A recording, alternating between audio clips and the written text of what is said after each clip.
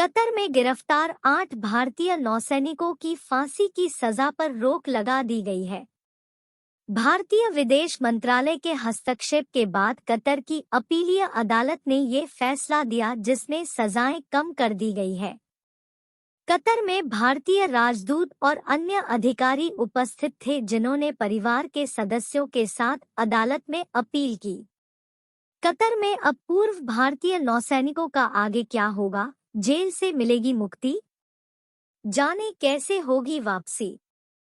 Qatar ने पूर्व भारतीय नौसैनिकों की मौत की सजा को कम कर दिया है। संभावना है कि इन पूर्व नौसैनिकों को अब जेल काटनी पड़ सकती है। कतर ने अभी तक यह खुलासा नहीं किया है कि उसने पूर्व भारतीय नौसैनिकों को किस मामले में इतनी कठोर सजा सुनाई है।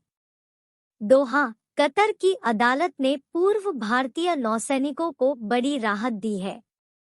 इन नौसैनिकों की फांसी की सजा अब कैद में बदल गई है। कतर की इस फैसले के पीछे दुबई में प्रधानमंत्री नरेंद्र मोदी की कतरी अमीर शेख तमीम बिन हमद अल थानी से हुई मुलाकात को बड़ी वजह माना जा रहा है।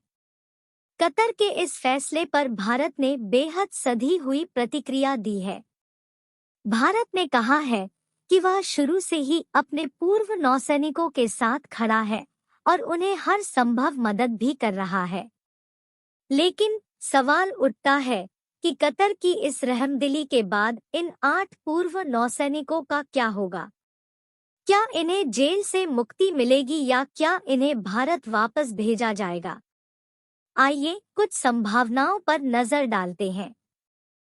भारत और कतर के बीच हुई थी खास संधि। भारत और कतर ने एक बहुत खास संधि पर हस्ताक्षर किए हुए हैं। इस संधि के अनुसार भारत और कतर एक दूसरे देश की जेलों में बंद नागरिकों को अपनी बाकी बची सजा काटने के लिए उनके देश भेज सकेंगे। भारत सरकार ने इस संबंध में 2 दिसंबर 2014 को एक प्रेस ब्रीफिंग भी जारी की थी, जिसका शीर्षक था भारत और कतर के बीच सजायाफ्ता व्यक्तियों के स्थानांतरण पर संधि। इस संधि में बताया गया है कि भारत और कतर एक दूसरे के नागरिकों को अपनी बाकी बची सजा काटने के लिए उनके देश भेज सकते हैं। ऐसे में संभावना जताई जा रही है कि पूर्व भारतीय नौसैनिकों के मामले में भी ऐसा देखने को मिल सकता है। भारत सरकार के प्रेस रिलीज में क्या लिखा था?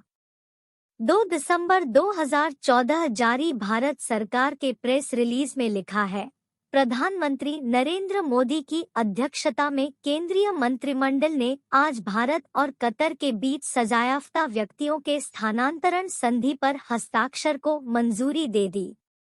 संधि पर हस्ताक्षर होने से कतर में कैद भारतीय कैदियों को अपनी सजा की शेष अवधि काटने के लिए अपने परिवारों के पास रहने की सुविधा मिलेगी और उनके सामाजिक पुनर्वास में सुविधा होगी।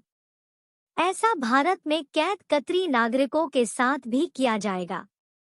2004 से पहले नहीं था कोई ऐसा कानून।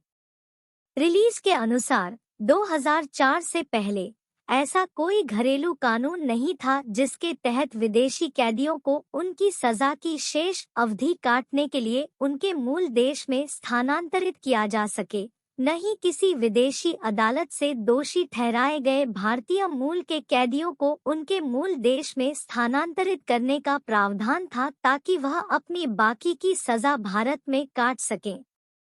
इसलिए कैदियों का प्रत्यावर्तन अधिनियम 2003 को इस उद्देश्य की पूर्ति के लिए अधिनियमित किया गया था।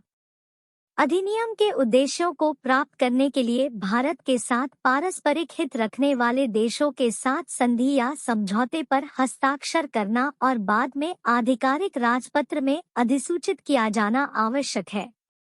भारत का किन देशों के साथ कैदियों की अदला-बदली का समझौता हुआ था? भारत सरकार अब तक United kingdom, Mauritius, Bulgaria, Brazil, Cambodia, मिस्र, फ्रांस, बांग्लादेश, दक्षिण कोरिया, सऊदी अरब, ईरान, कुवैत, श्रीलंका, संयुक्त अरब अमीरात, मालदीव, थाईलैंड, तुर्की, इटली, इजराइल, रूस, वियतनाम, ऑस्ट्रेलिया, बोस्निया और हर्जेगोविना की सरकारों के साथ समझौते पर हस्ताक्षर कर चुकी है। इसके अलावा कनाडा, हांगकांग, नाइजीरिया और स्पेन की सरकारों के साथ भी बातचीत संपन्न हुई है।